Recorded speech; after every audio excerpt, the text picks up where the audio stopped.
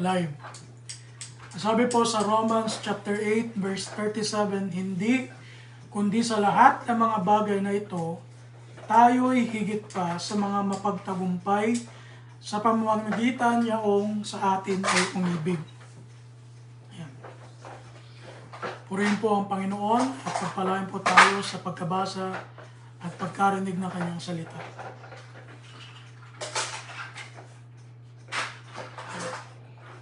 Ang una po nating dapat itanong, what are the qualities of a conqueror? Ano ba daw po yung mga kwalidad ng pagiging isang conqueror? To know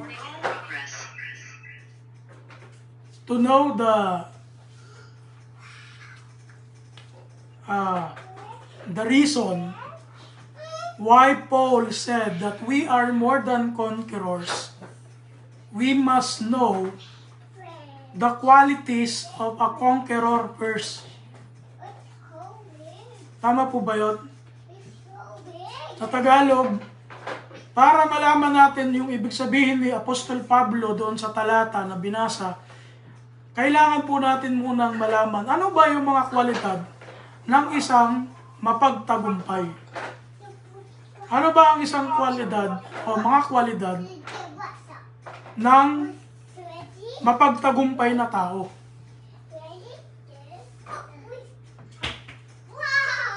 Sabi yung una, courageous. Siyempre, una sa lahat, kailangan matapang ka. Tanda natin yung tapang at yung bangis, magkaiba po yan.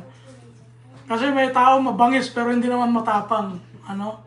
Meron namang matapang, pero hindi mabangis. Ano? Eh, ang gusto po dito na kwalidad, yung matapang, hindi yung mabangis. Kasi iba yung mabangis eh. Ano? Pangalawa, yung wise or intelligent. Matalino sa pakikipaglaban. Pangatlo, patient. Marunong maghintay ng tamang pagkakataon. Marunong mag-antay ng tamang oras. Yan yung yan yung mga qualities ng conqueror, ano?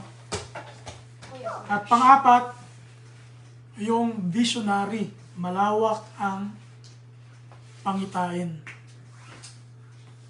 Ang isa daw pong mapagtagumpay, malawak po ang kanyang pag-iisip patungkol po sa kanyang mga pangitain, sa kanyang pagkapanalo, sa kanyang pagtatagumpay. Ang sabi nga, yung iba, hindi pa nila na-achieve yung winning, hindi pa sila nananalo, ay nabivisualize na nila na panalo sila. And that's how they win, ano? Doon sila nananalo lalo, doon nila na-achieve yung bagay na yun, ano? At yung panglima nga, yung achiever. Mapagtagumpay. Hindi puro tapang lang. Hindi puro satsat lang. Hindi puro plano lang. Ang isang kwalidad ng isang mapagtagumpay ay talagang may mga ang tawag dito, may mga proof. May mga pruweba na siya talaga nagtagumpay. At bibigyan ko po kayo ng isang example. Siguro naman lahat tayo kilala si Alexander the Great. Sino ditong hindi nakakilala kay Alexander the Great? Taas niyo po ang inyong kanang kilay. Tingnan ko nga. Wala na pala. Si Alexander the Great po, ang sabi nga dito, one of the famous emperor in the history because of his great leadership and tactics in war. He was the reason of great influence of Greek culture and philosophy in Africa and Asia. Alam niyo po, sa sobrang tanyag, kaya tinawag siyang Alexander the Great. Sa sobrang tanyag po ni Alexander, lahat halos ng nangyayari sa mundo ngayon, meron pong koneksyon dahil sa mga ginawa niya o sa mga impluensya ng paghahari niya. nung panahon niya nun. Kasi hanggang sa Persia, hanggang sa India, hanggang sa Africa, nasakop niya po yun. At yun nga, isa sa mga natatag niya o nagawa niya yung tinatawag na library sa Alexandria, sa Egypt. Na itong library na to talagang napakatanyag po ito ng panahon nila. At siya po ang nakasakop sa Babylon, sa Persia. Ayan, siya po ang nakatalo doon sa mga hari doon. Kaya talagang sobrang tanyag po nito ni Alexander the Great. At hindi lamang po yun talagang inimpluwensyahan po nila, inimpluwensyahan niya yung mga bansa na kanyang nasakop. Kaya po doon natutunan natin magkaroon ng democracy, yan, magkaroon ng mga politics na katulad sa Western. Dahil po dyan, sa mga yan, sa Romans, yan, sila po ang nagpasimula niyan. Anyway, ito lang po ay isang example ng isang conqueror. Pero bakit sinabi ni Paul na we are more than conquerors? Ibig bang sabihin, mas tanyag pa tayo kay Alexander the Great? Mas tanyag pa tayo kay Genghis Khan? Mas tanyag pa tayo kay kung sino man mga tanyag na naging conqueror? Mas tanyag pa ba tayo doon, mga Kristiyano?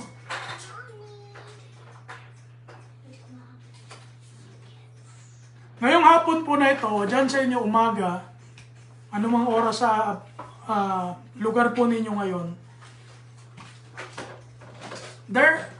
pag-uusapan po natin ang 2 biblical principles we must do as conquerors of Christ. 2 biblical, kasi marami dapat to kaso ginawa ko lang 2. Baka buot tayo ng ating gabi po magutom yung iba sa atin. 2 biblical principles we must do as conquerors of Christ. Hindi ko sinabi dito, we must do to be conquerors of Christ. Bakit hindi to be? Kasi conquerors na nga tayo Diba? Bilang mga Kristiyano, ang sabi ni Paul, we are more than conquerors. Pero meron po tayong dapat gawin bilang mga conquerors of Christ. Hindi naman tayo naging conquerors dahil mayaman tayo, o dahil malakas tayo, o dahil meron tayong impluensyang malaki sa mundo. Naging conqueror po tayo at higit pa sa mapagtagumpay dahil po kay Kristo. Kaya nakalagay dyan, conquerors of Christ. Naintindihan po natin, mga kapatid? Naging mapagtagumpay po tayo hindi dahil sa ating sariling kakayanan, kundi naging mapagtagumpay po tayo dahil sa tulong ng ating Panginoon. Kaya tayo tinatawag na conquerors of Christ. Ngayon, may 2 biblical principles na dapat po nating tandaan, isa buhay, isa puso, at ito po dapat makita sa atin. Number 1,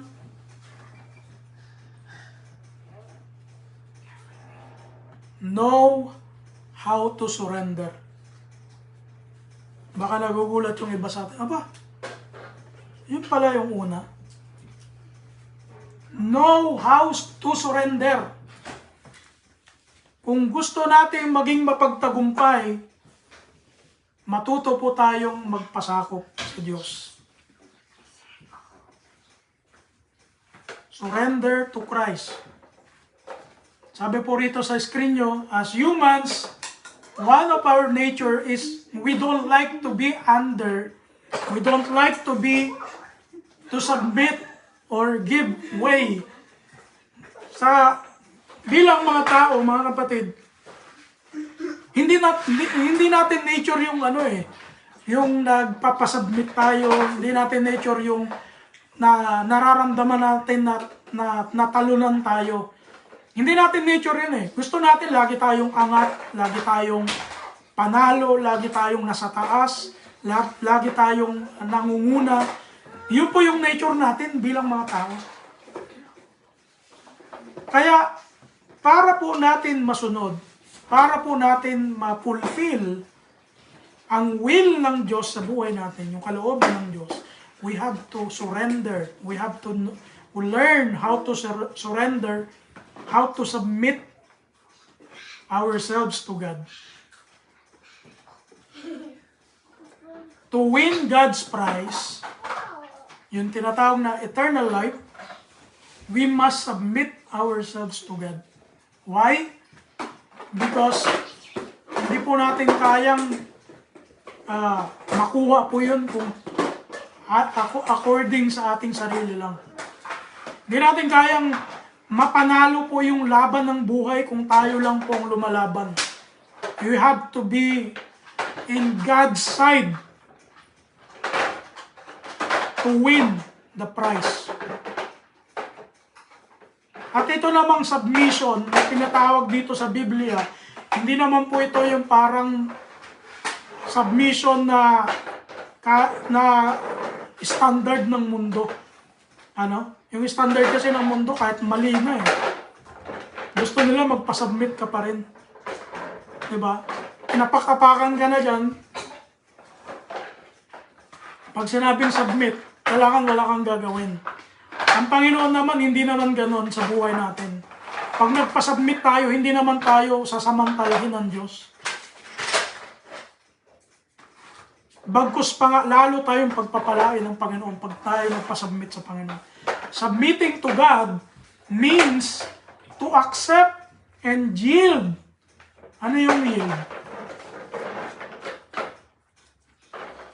Pag yung yield, kasi po ginagamit yun sa pagdadrive Yung yield, halimbawa papasok ka sa highway, nandun ka sa kanto, pag sinabing yield, nakita mo yung signage, nakalagay yield. Ibig sabihin, titingnan mo kung ano ba tawag dito? Safe, pumasok doon sa highway. Kasi marami yung maandar na na mabibilis Ganon yung salitang yield, Kailangan mong hindi lang magpa-submit, kailangan mong disiplinahin yung sarili mo at antayin, marunong kang mag-antay. Ganon po yung yield. Submitting to God means to accept and yield to God's authority and will. It also means to give oneself over to God willingly. Kita nyo po yung salitang willingly? Kasi kailangan po voluntaryo, hindi po napipilitan lang tayo sa pagsunod sa Lord. Hindi po dapat tayo parang napipilitan lang o dahil nauobliga lang tayo sumunod sa Lord kaya natin siya sinusunod. We have to give ourselves over to God willingly. Ganun po yung pagsusurrender. Santiago 4:7, ang sabi po ng Panginoon, pasakop nga kayo sa Diyos, datapwat magsilsalangsang kayo sa Diablo, at tatakas siya sa inyo. Maraming Kristiyano, mga kapatid, sa panahon natin ngayon, ang struggle po nila ay yung sin sa buhay nila. Ang struggle nila sa buhay ngayon, yung kasalanang paborito nilang gawin na hindi mawala-wala sa kanilang sariling buhay. Bakit? Because they don't know how to submit themselves to God. To be able to win, para po tayo maging mapagtagumpay, we have to learn how to submit to God. At ang diablo, ang sabi ay tataka sa inyo. Bago tayo magsisalangsang, magpasakop muna tayo sa Panginoon. Paano mo lalabanan yung masama kung wala ka sa side ng mabuti?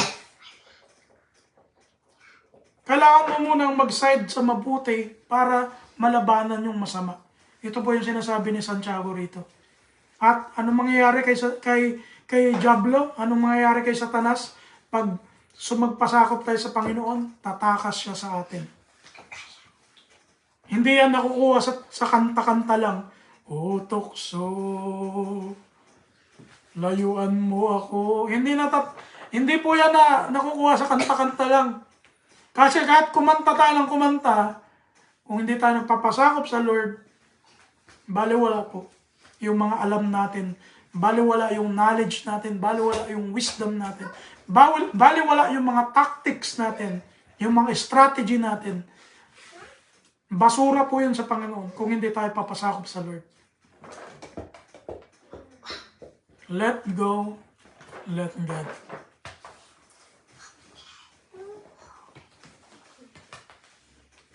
Kawikaan 3:5-7, ang sabi rito, tumiwala ka sa Panginoon ng buong puso mo at huwag kang manalig sa iyong sariling kaunawaan. Saan daw po titiwala, mga kapatid? Sa Panginoon. Saan daw hindi magtitiwala? Sa sarili nating kaunawaan. Bakit? Mamaya pag sasagutin natin yan. Sa verse 6, ang sabi rito, kilalanin mo siya sa lahat ng iyong mga lakad at kanyang ituturo ang iyong mga landas. In all your ways, acknowledge Him, and He will do your path straight. Yung mga daan kasi natin, pag tayo lang, bako-bako eh.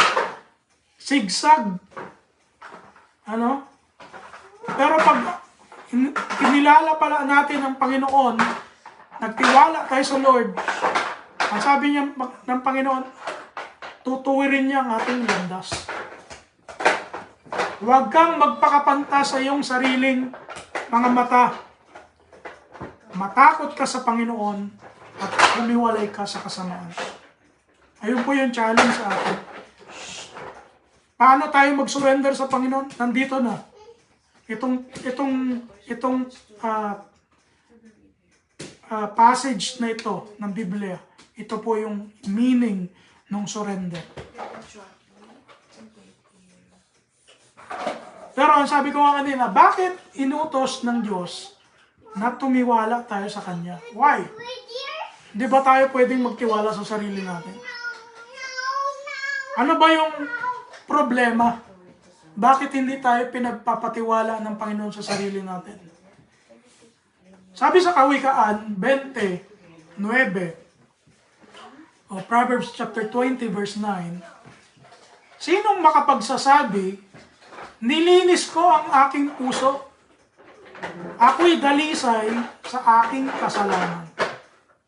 Sabi ng salita ng Diyos, sino daw pong tao ang makakapagsabi na, ako nilinis ko yung sarili kong puso at wala na akong kasalanan. Wala po eh. Walang tao ang makakapagsabi nito eh. Kahit sino pang pinakabanal na tao sa nabuhay sa mundo, wala po.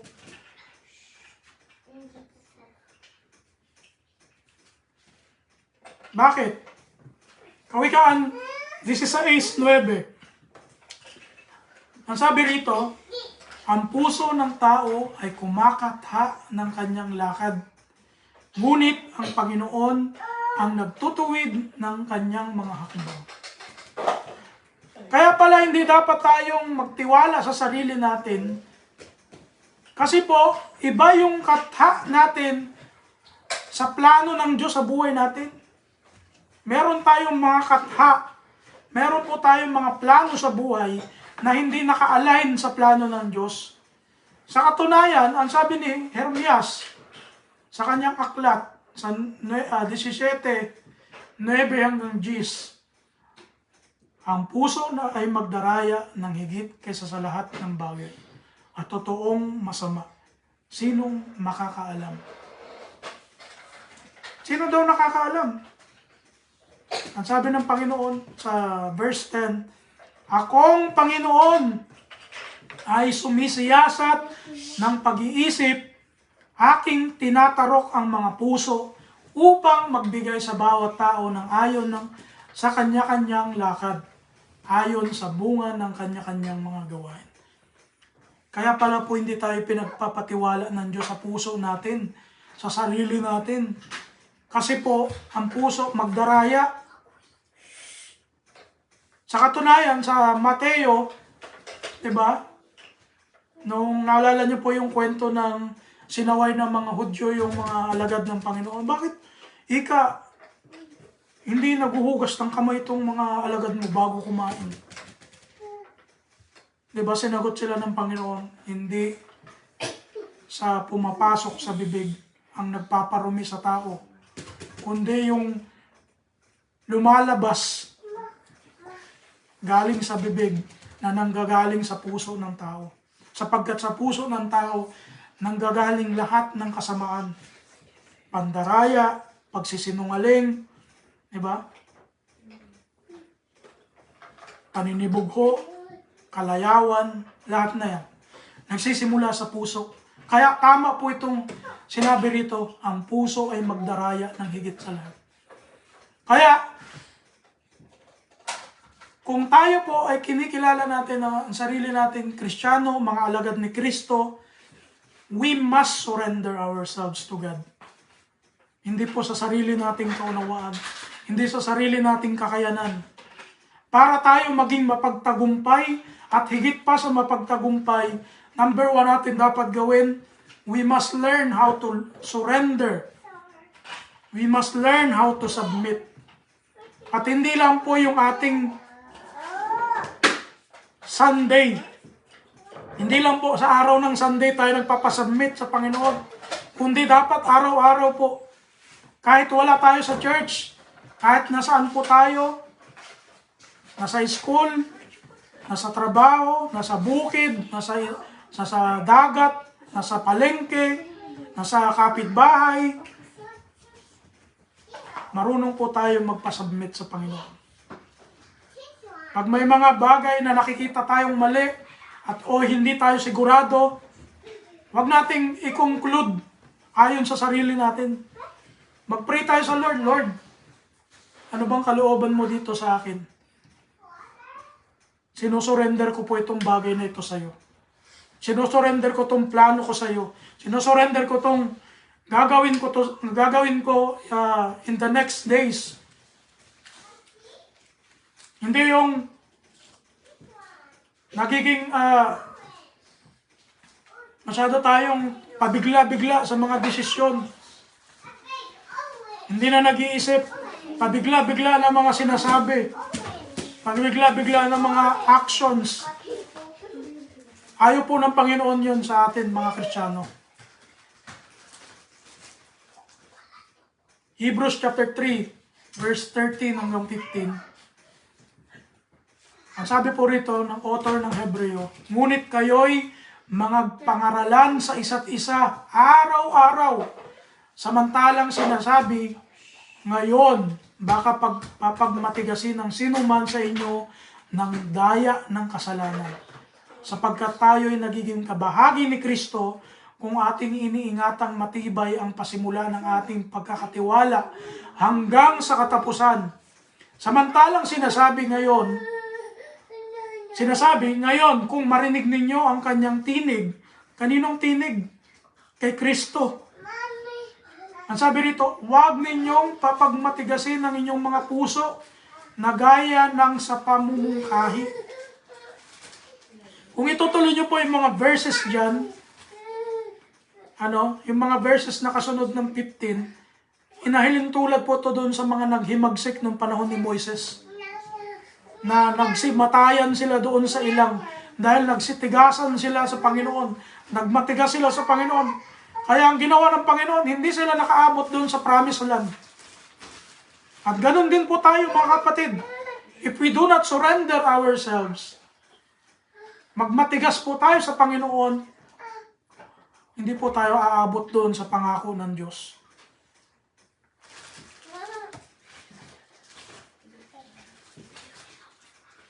Kaya kailangan po sa ating buhay mga Kristiyano, nadadapa man tayo, nagkakamali man tayo, ipanalangin natin sa Lord na tayo bigyan ng pusong mapagtagumpay, pusong malinis. Katulad ni David, ang sabi niya sa awit 51, Gis hanggang 11, ang sabi niya rito, Likhaan mo ako ng isang malinis na puso, O Diyos, at magbago ka ng isang matuwid na espiritu sa loob ko. Huwag mo akong paalisin sa iyong harapan. At huwag, ang sabi rito, huwag mong bawiin ang iyong santong espiritu sa akin. Kasi pag hindi pala tayo nagsusurrender sa Lord, pwedeng mabawi yung Espiritu Santo ng Panginoon eh. Pwedeng mawala, pwedeng umalis. At pag umalis sa atin yan, diyan magpapasimula yung tragedy ng buhay natin. Diyan magpapasimula yung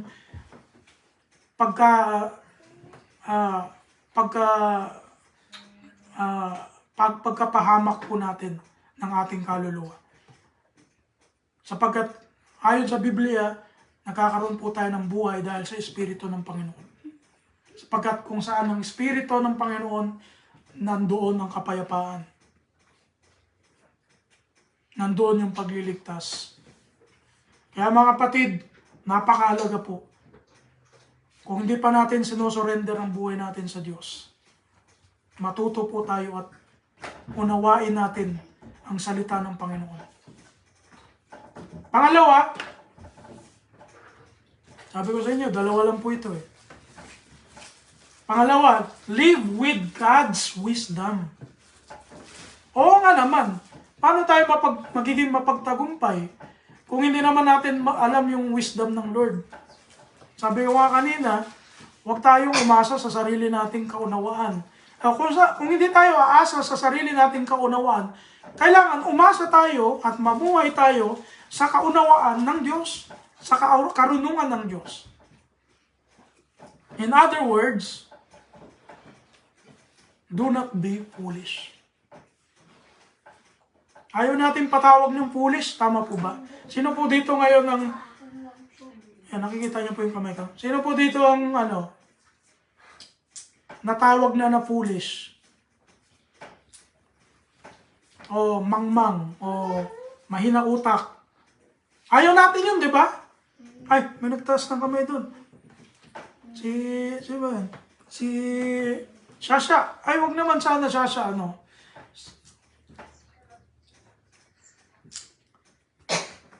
Ayaw natin patawag, di ba? Pag may tumatawag sa atin ng ganun, alam ba, yung mga nambubuli, ayaw natin yun eh. Pero ito naman ang tandaan natin.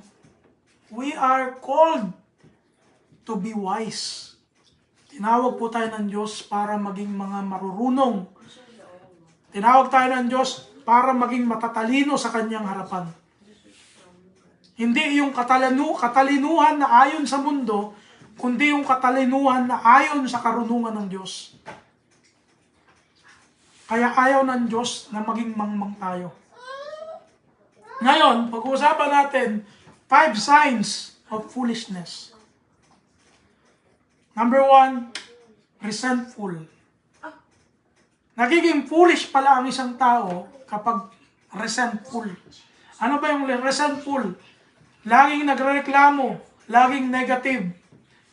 Even without valid or legit reasons. Yung lagi na lang negatibo ang tingin mo sa mga bagay-bagay. Lagi ka na lang nagrereklamo.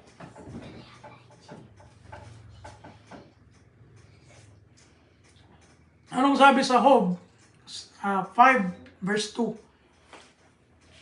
Sapagkat ang bigat ng loob ay pumapatay sa taong hangal at ang paninibugho ay pumapatay sa mangmang.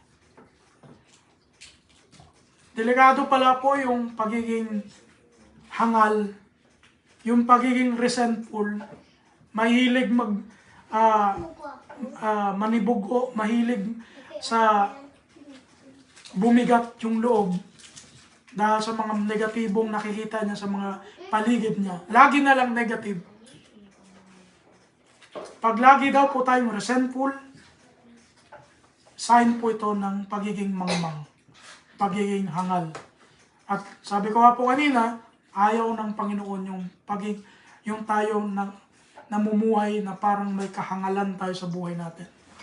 Pangalawa, 5 lang po ito, Number 2, easily annoyed, madaling mainis, madaling mabagot, madaling madistract ng mga bagay-bagay sa paligid.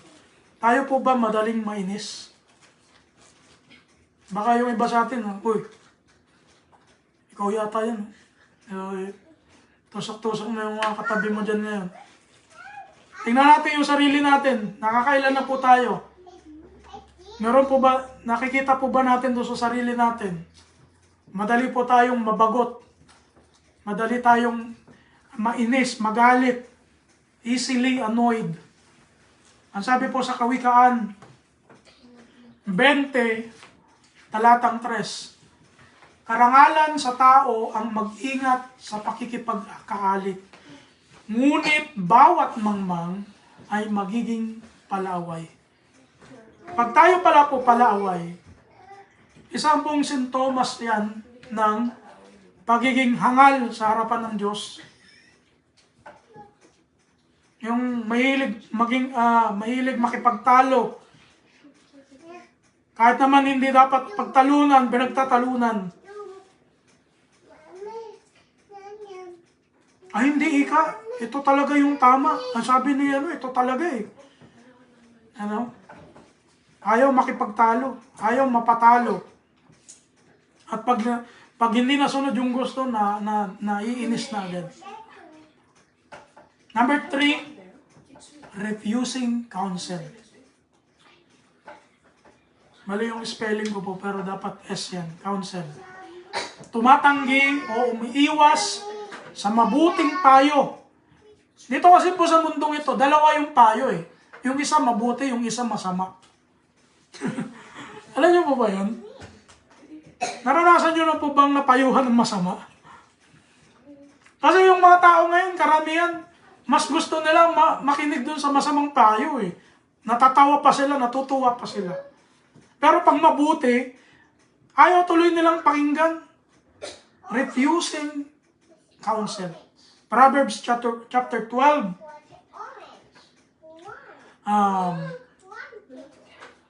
Verse 15. Ang sabi dyan, ang lakad ng mangmang ay matuwid sa kanyang sariling mga mata. Ngunit siyang pantas ay nakikinig sa payo. Kung tayo po hindi hangal, marunong po tayo makinig sa payo. Lalo na pag ang payo po ay galing sa salita ng Diyos. Kapag tayo mahilig tumanggi sa mga payo na ikabubuti natin, mag-isip-isip po tayo mga kapatid. Baka napapalayo na tayo sa Panginoon. Uy, araw ng linggo kapatid. Punta tayo ng church. Makinig tayo ng message, mag-praise and worship tayo sa Lord. Ay, may lakad kasi ako ngayong araw eh. At kailangan kong pumunta doon. Di ba? Nakakalimutan yung priority sa buhay.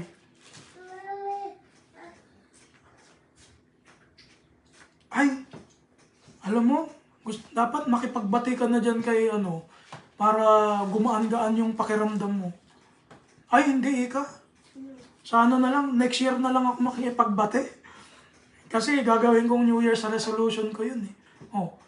Ayaw tumatanggi sa mabuting payo. Ayaw sa tamang payo. Gusto yung sarili niyang kalooban ng susunod.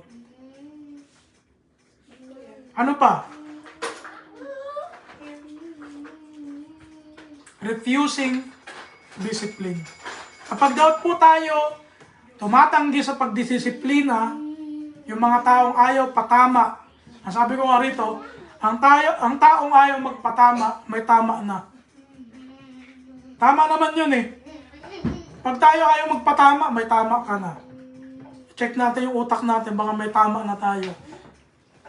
Kasi,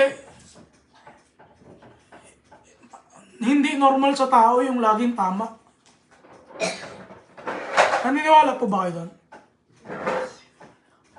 Kung naniniwala kayo, tango nga po kayo. Ay, parang walang tumatango. Talagang, parang ayaw nilang matanggap sa sarili nila na Hindi. Talagang tama ako lagi. Ah. Refusing discipline.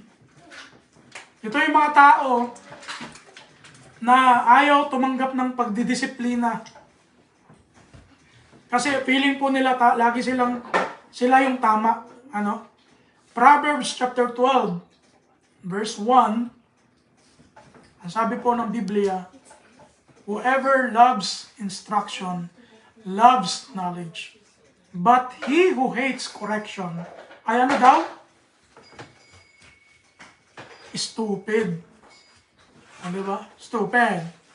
Ano natin pakakatawag na stupid? Diba?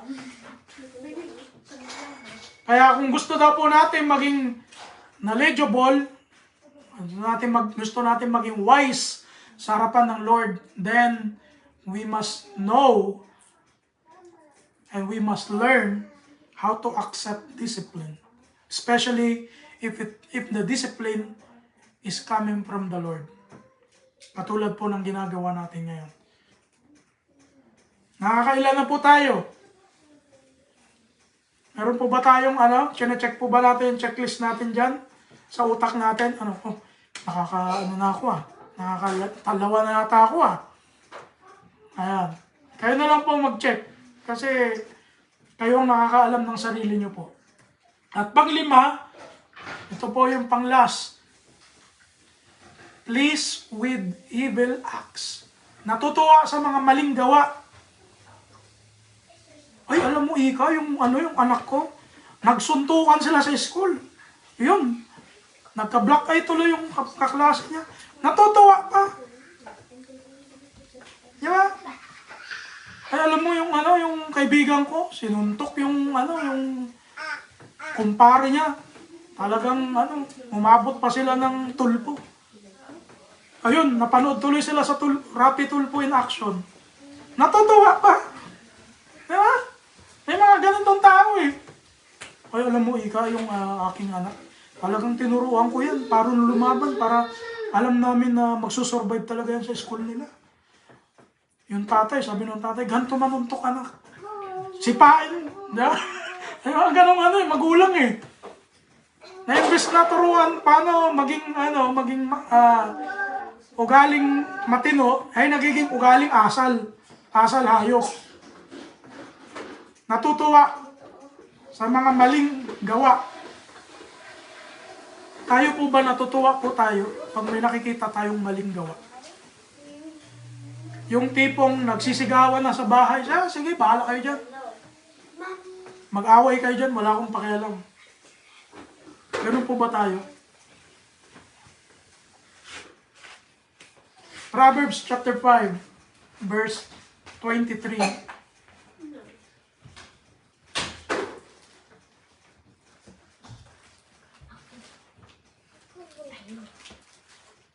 Ano sabi dyan? Hindi ko yata nilagay dito sa aking screen. Pakibasa mo nga, Brother Sai, kung meron ka dyan.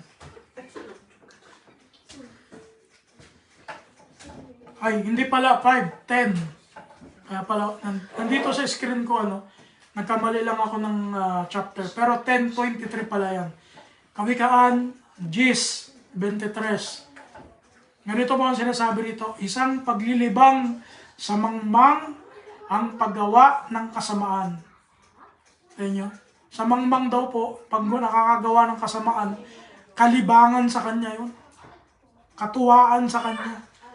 Ang sabi rito, at gayon ang karunungan sa taong nag-uunawa. Isa pong sinyales na hangal po tayo sa Diyos kapag tayo po natutuwa pag merong kasalanan, kapag merong kamalian, kapag merong nangyayaring hindi maganda sa paligid natin. Ito po yung mga bagay na nagpapahiwalay sa atin. Kapag tayo po nakikita natin to sa sarili natin, nagagawa natin to, na ipapamuhay natin to, hindi po tayo namumuhay sa wisdom ng Diyos. Kasi, ang sabi ng unang Korinto 13:6, ano sabi, Brother Sai? Hindi nagagalak sa kalikuan, kundi nakikigalak sa katotohanan. Hindi nagagalak sa kalikuan. Pag tayo po Kristiyano, alagad tayo ni Kristo, pag may kalikuan ang nangyayari sa paligid natin, hindi tayo nagagalak. Kundi, saan daw tayo nagagalak? Sa katotohanan. Hindi yung pag nalaman mo yung totoo, teka lang, baka meron namang merong excuse. Laging may excuse. Naghahanap ng excuse para ma-justify yung mali.